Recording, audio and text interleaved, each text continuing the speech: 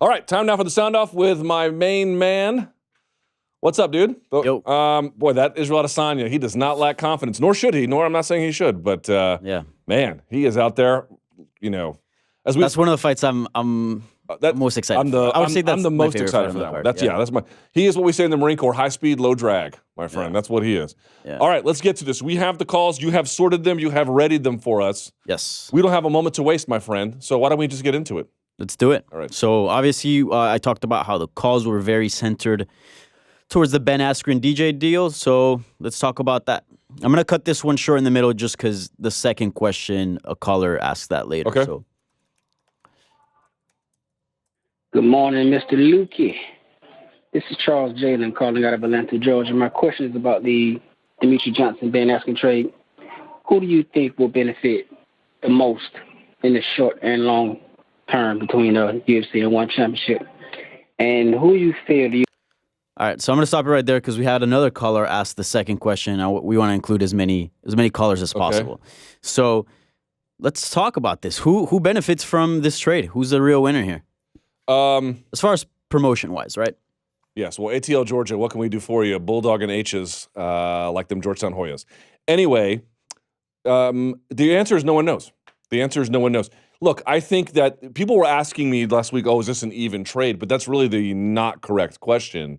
You're getting an all-time great for somebody who never had an opportunity to compete at the highest level. Right. They're not alike, but it's not supposed to be. The question is, are you getting value and am I getting value? I have a bunch of things if I'm UFC. I don't need the best fighter in the world or one of the best fighters in the world in Demetrius Johnson to prove as a third-party validation that this is a great organization. One FC or one championship, they do. They need a Eddie Alvarez. They need a Nikki Holtzkin. They need a Demetrius Johnson because it says, hey, look at the quality of our roster. But conversely, if you're the UFC, maybe it sounds like they don't want flyweight anymore, by the way. Yeah. Which is We'll address that later. Yeah. Later it's a component of the story, but to your point. Yeah. And then lastly, they get a guy who maybe he fizzles out or maybe he's the next champion. It's just a gamble. And by the way, say whatever you want. He's out there picking fights on social media. Yeah. So I think it's a wonderful trade. I think it is. I think it's great for MMA, great for the sport, great for fighters, great for all parties, really. There needs to be more of this. And I hope this is not the only case that we see. But I would say that for me, I think the real winners here are one championship. I mean, Ben Askren technically retired. He's a retired fighter. He wasn't going to fight anymore for one. And he made it pretty clear, I'm only coming back for the GSP fighter or something real special. So you already... It's not like if they didn't make the DJ deal, Ben Askren would have gone on to fight for one. You know what I'm saying? Mm-hmm. So you're pretty much kind of getting DJ for free. That's how I see it. I don't know if that makes any sense, but I mean, you're basically trading a retired fighter for one of the greatest fighters that ever set foot in the cage. My view is if you're one, you're getting a known commodity. Mm-hmm. You know exactly what you're getting with Demetrius Johnson. You don't know with Ben, and that carries some risk. Yeah. But the point being is if you didn't want this guy around and he doesn't want to be around and you didn't want to have a flyweight division, you're getting something for nothing, basically. Right. You were going to get rid of that stuff anyway, apparently. We'll see what happens. And now you get Ben Askren, who, by the way, I don't know how good he is. I think he's very good, and maybe he becomes something special. So there you go. And I mean, the fight game is all about gambles, right? Every time fighters step in the cages, they're gambling, right? Yep. So this is no different, and I feel like either way, we know the history between Dana White and Ben Askren. Either way, it's going to be, I think, a good outcome for the UFC. Either you got a star that could potentially, have huge fights down the line, or you could be like, hey, look, prove that here we have the best fighters in the world, and we'll show that. Yep. So either way is fine. So now let's talk about Ben Askren and why the UFC wants him, I guess. Hey, Luke Thomas. This is David calling from Toronto, Canada. I just have a question about Ben Askren coming from the UFC standpoint. Considering their current business model of the super fight, they're looking for guys who are big draws. They're looking for fights and for fighters that could sell pay-per-views. To me, a guy like Ben Askren, he's not the best fit, I don't think, in the current business model of the UFC because mainstream fans, common fans, they don't know who he is. Us hardcore fans, we know that he could potentially be great in the UFC, and we know that he could talk a big game. But considering his age, he's 34 years old, so he only has maybe 2-3 prime years left in him. I really don't understand from the UFC standpoint why they would want him. I could understand maybe if he was 24 and he still had 10, 15 years to build up his star power. But because he's 34 years old, I just don't see what they see in him. But, I mean, obviously, as hardcores, like I said before, we know he's a great fighter and he could potentially be great in the UFC. But I'm just wondering from this standpoint what your thoughts are. Thank you. Keep up the good work. Thank you. It's a good question. But a lot of people are not and they're not being haters. Do you know what that question was?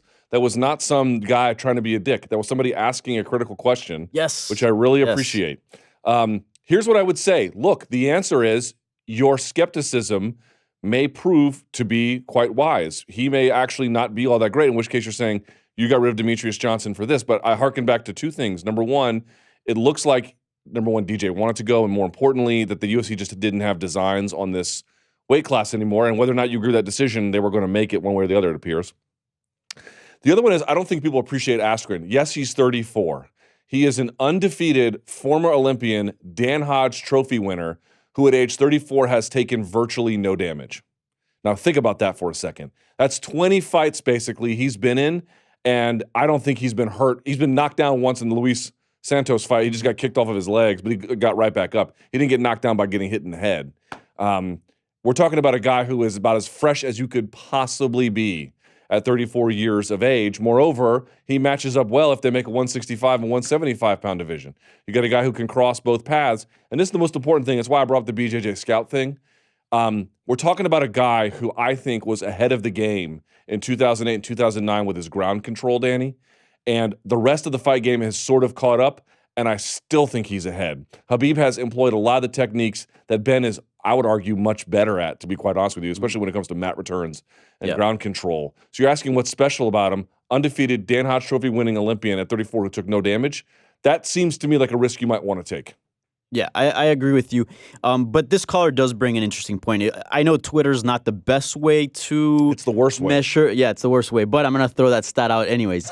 Ben Askren has 100K followers on Twitter. Yep. Demetrius Johnson has 300K. Demetrius Johnson's been in the biggest promotion for many years, and this guy has not. He has never had an opportunity. Yep. So as far as a star power, you're not bringing in a superstar that's going to bring a bunch of casuals. However, though, there is a big demographic out there that needs to be addressed and catered to, and those are the hardcores, man, and he brought that up. We hardcores know who Ben Askren is. The wrestling world knows who Ben Askren is. We need this for a sport's sake. We need to see Ben Askren in the UFC, or else we're just going to sit here and wonder what if. You know, how good was really Ben Askren? And I think, in a way, this is very good for the hardcores, and we're getting a nice treat here. And I think it's jolted electricity into the life of Ben Askren. Yeah. I interviewed him on my radio show when he called it quits. And he didn't seem down, but he just sort of seemed content with, you know, I guess this is what the cards are that life dealt me. And now he gets something of a new lease on his athletic career.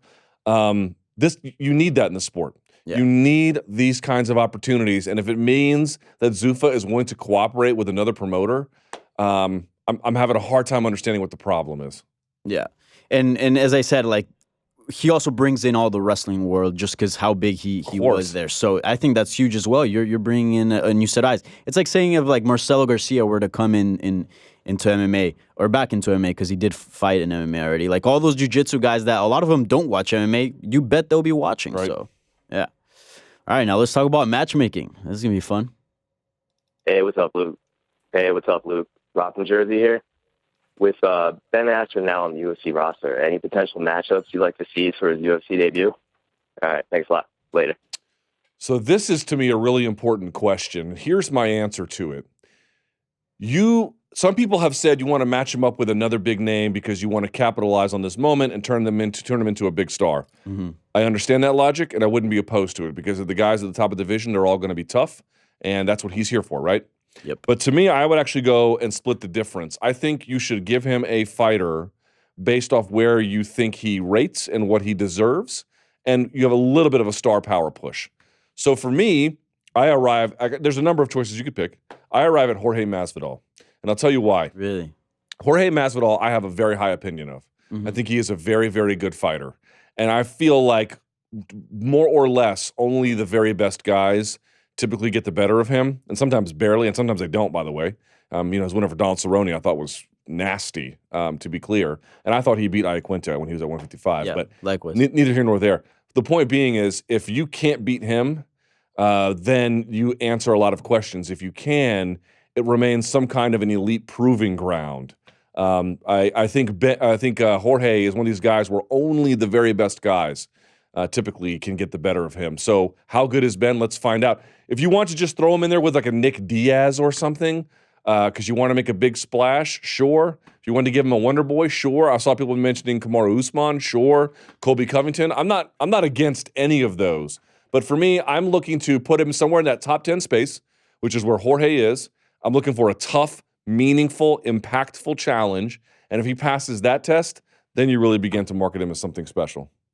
I'd like to see him against a little bit of a higher. No disrespect to Jorge Masvidal, but somewhere higher in the rankings. I think Jorge right now is number 9, according to the welterweight rankings, whatever that means. But I'd like to see him get a little bit of a step up, just because Ben Askren is not here for super fights. He's not here for, in the sense of making just big fights that are just promotionally big, like a GSP type thing. Exactly. Yeah. Like, he's here to fight the best. That's the question, right? Is he the best welterweight out there? Because that's what we're wondering.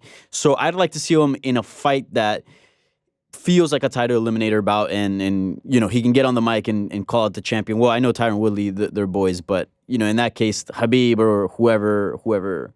Or 165-pound division, whatever they decide to do. But I'd like to see him in a little bit of a higher profile match. All right, I mean, I can't argue with that. Yeah. And also, Jorge Masvidal, is he coming off a loss? I'm not sure. I think yes. is the last time he fought was against Damian Maia, right? No, it was Wonder Boy, if I'm not mistaken. Let me double check that. I believe that is correct. I'm pulling it up right now. Let's see. Yeah, Wonder Boy. Yeah. Right. Yeah, 2 back-to-back losses. So. Okay, but the point being is, it's less about where he's been, but about who he is. Yeah. And if you're trying to figure out who Ben Askren is, again, he's a good measurement. It's a great measurement. Because Jorge Masvidal can do it all. He can Correct. do it all. He can strike his ass off. He can defend takedowns. He's got good jiu-jitsu. Yeah. He's a tough customer, man. Now, let's talk about where his grappling, you kind of touched on this a little bit, but let's talk about where his grappling ranks in the UFC and just MMA in general. Ben Askren, of course. Hey guys, Bobby from Providence, Rhode Island. Giving you a call about the Ben Askren deal. Luke, how do you feel about it? And also, where do you rank him in grapplers from MMA standpoint? Considering half of his Bellator fights when he first started, he didn't even throw a single punch. He was just spinning around, jumping around, spinning around, doing his thing. Where do you rank him? Do you think he'll ever fight Khabib? So there's a bunch of questions there, Have but a great day. What the hell kind of question? yeah, there's a bunch of questions there, but let's just answer the main one. And I don't know if you want to isolate, just make this grappling, because then there's really good jiu-jitsu guys with guard, and then how do you deal with that, or you just want to do wrestling wise? Okay, well, wrestling. What do you think it's more fair? I guess. We can do either. We want to do grappling first. The issue is not how good he is based on jiu-jitsu tiers. I mean, he's a black belt level, if that's what you're asking. But it's about the kind of game that he plays, as you were acknowledging. They call it the metagame. And the metagame is, at certain positions, what is he trying to do? And the answer is, he's not playing a typical game that a jiu-jitero might play. He's trying to do different kinds of rides, different forms of control. He can take mount still if he wants it. He used to take mount a lot. Now he's given it up. He does a lot more rides and kinds of things. So in terms of riding, in terms of mat returning, in terms of side control, in terms of wrist control, in terms of these kinds of things, I find him basically to be the very top tier in MMA. Yeah, people are going to say that's crazy, but it's not. He is a guy who was doing things in MMA and nobody was doing it. And only now is the rest of the game catching up. Yeah. Maybe he wasn't fighting the best guys at the time, but trust me, he was doing things that the best guys weren't. Anyway, so there's that. In terms of finishing ability, I think that's where there might be a little bit of a shortcoming, right? Because even when the Douglas Lima wins or the Carl Amasu wins, these went the distance. Even the Koreshkov win. Remember that fight between Priscilla Cachoeira and Valentina Shevchenko? People are like, look at the striking differential. That's the same thing that happened when Askren fought Koreshkov. Mm-hmm. So there might be some finishing issues in terms of that kind of thing, but that's where I'm at. So it was wrestling and then the grappling. I'd say the wrestling, you saw it there for yourself. In the worst of his scenarios, he's basically unstoppable. I have a very high opinion of Ben. I do. Yeah. What about you? Like same. But I think I would rank. I don't know, Habib. I think maybe just because I've seen him against guys that are really really good. Sure. I still have questions about Ben. Yep, I which think is he fair. could. Yeah, I think he could be the very best. But I definitely consider him wrestling wise. I think he's top 3 at least. I mean, he's up there. Yeah, he is one of the best wrestlers Yeah. to ever compete in the UFC. Just keep that in mind. Yeah, I mean, I would throw in there Habib number 1. But Habib is also 6 years younger. Yeah, right? that's true. Habib got to compete in the UFC in his 20s. Yeah. Askren didn't even do it until after the Beijing Games. Yeah, and who knows? Maybe Ben Askren goes in there, just starts out wrestling the hell out of But you have to ask yourself: is he a better overall MMA wrestler than Colby Covington? I would argue that he is. I think so.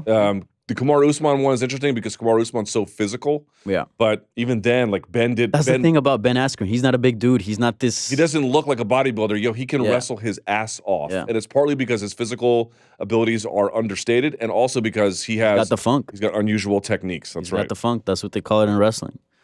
Cool. Now let's talk about the other side of that, which is Demetrius Johnson.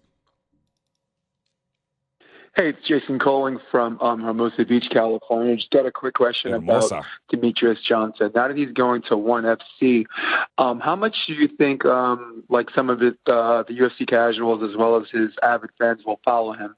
And how big do you think FC's crowd size will get now that him and Eddie Alvarez have moved over there?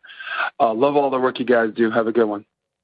So how much of an audience, how much of a pool is Demetrius Johnson carrying over to ONE FC? I mean, look, you're adding out. Excuse me. And by the way, they added Nikki Holtzkin. A lot of people don't realize that, one of the best kickboxers in the world.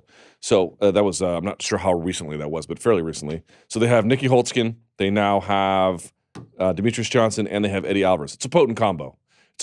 Is it a game-changing potent combo? I don't think that it is.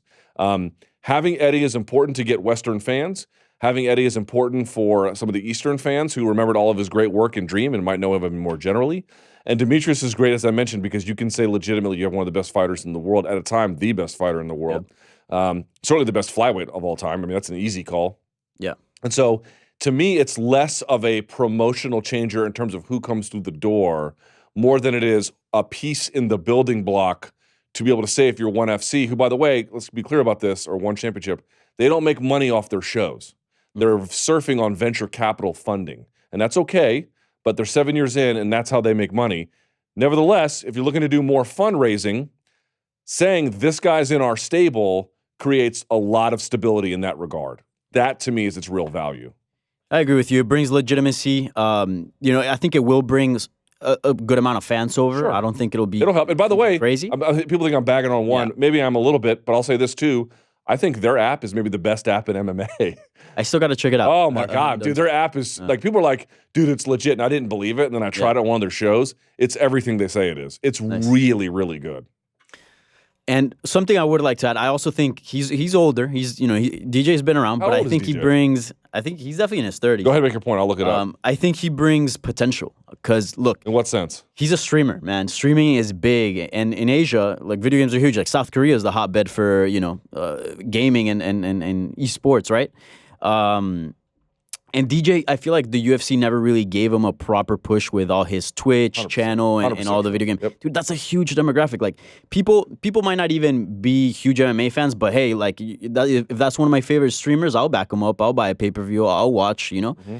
And I think ONE has the opportunity to do that. And streaming is huge, man. So I said this before. DJ's going to get his sponsors back. Yeah, Xbox sponsored him. Do you not know how important that is? Not just for any guy, for that guy.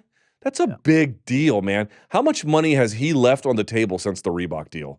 Probably a shit ton, if I'm being serious. That'd be a good question to ask him. I mean, Xbox sponsoring him, I think... I think he's a PlayStation guy now. He's a PlayStation guy now? Oh, wow. I think he got bitter when they... Basically, as I understand it, their sponsorship was contingent upon being in the octagon. Okay. Not just a global one. Yes. And so when they were like, no thanks, he was like, okay, well... Yeah. Well, understandable when Reebok, took over. By the way, he's 32 years old.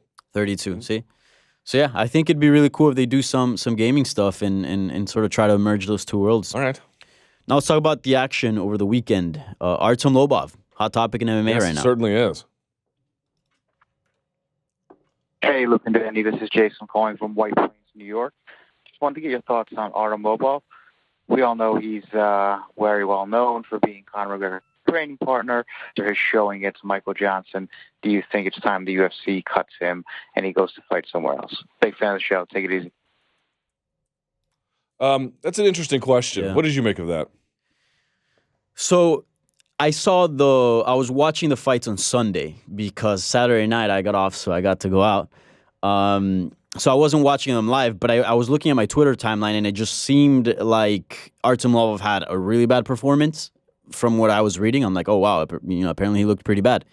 And then I go look at the actual fight, and the actual fight was there wasn't much action. It wasn't not a lot of significant things happened, but it wasn't a one-sided beating. You could make the case that Artem won one round as well. And Michael Johnson, the dude's fought Khabib. The dude's been at the top and fighting top guys. So this is a weird one because, yes, he's losing, but he's also losing to some top guys as well, and he's beaten some guys in the UFC as well. My whole issue is with him getting co-main event slots. I don't think he's at that level to get those type of slots, but as far as being UFC caliber, at this point, with the type of fighters we've seen in the UFC and the type of performances, I think he's there. What do you make of it? I think he's it's hard to mention what UFC caliber is because the answer is basically somewhere in the top 25 or so of your weight class in the world. I don't know that I would put him there in that weight class and that level. I think he's very, very talented, but at 13-5, it's a complicated one because you have to ask yourself some hard questions. Would he be here were it not for Conor McGregor? Yeah, maybe, but probably not. Would he stay here were it not for Conor McGregor? Probably not. He would not be here. I think that's pretty fair to say. I think so too. On the other hand, to your point, the guy's out here fighting buzzsaw after buzzsaw.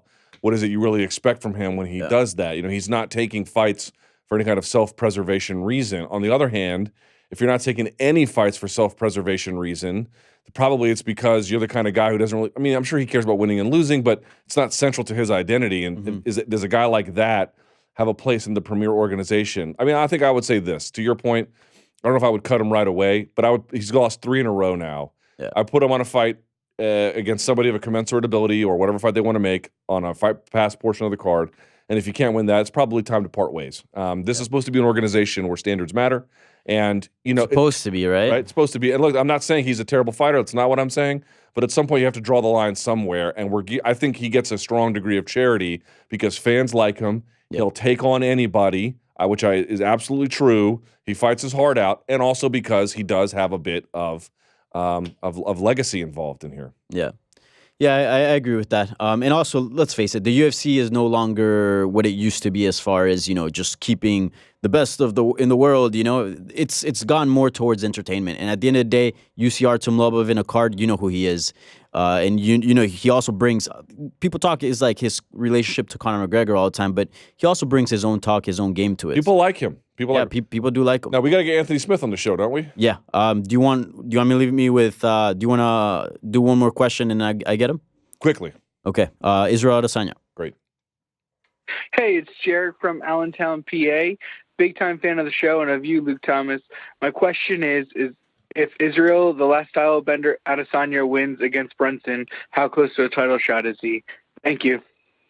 Yeah, it's a good question. That's why I asked him, because I have a hunch that he's up there. Now, Chris Weidman will have a bit of a strong claim, right? Because if you beat Jacare, that's pretty impressive. He has a win over Kelvin Gastelum. Gastelum is fighting Whitaker already. So, I mean, obviously one guy was ready, one guy wasn't. But if somehow Gastelum wins and they don't do a rematch, you can do the rematch there with Weidman. So Weidman's in a bit of a very good position heading into this contest. At the same time, I just got a feeling that Israel Adesanya, we don't know. He has to go and prove it like everybody else does. But my hunch is that he's a very, very, very special talent. I think the UFC feels that way.